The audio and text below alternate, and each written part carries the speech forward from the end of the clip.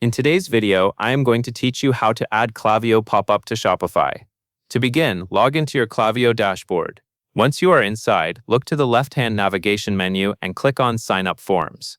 This is where you manage the forms that appear on your storefront, including pop-ups and flyouts used for email capture and promotions. Next, choose an existing pop-up form from your list. After opening the form, go to the Targeting and Behavior tab in the left panel.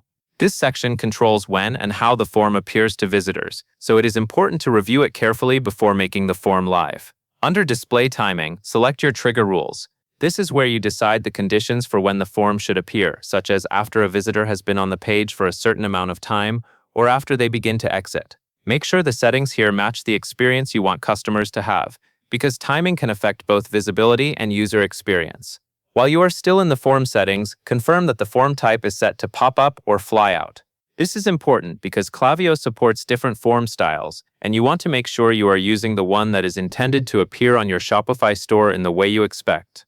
Once everything looks correct, click the Publish button in the top right corner. Publishing makes the form live inside Klaviyo, so it is ready to display once Shopify has the proper integration enabled. Now open your Shopify admin dashboard in a new tab. From there, navigate to Online Store, then Themes.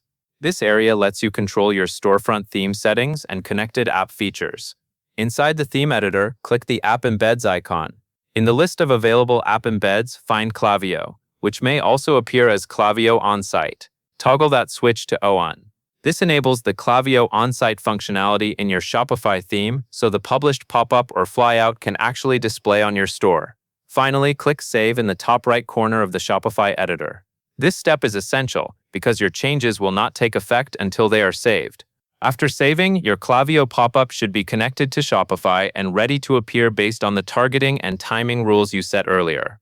If it does not appear right away, give it a moment and then test your storefront to confirm the embed is active and the form is published.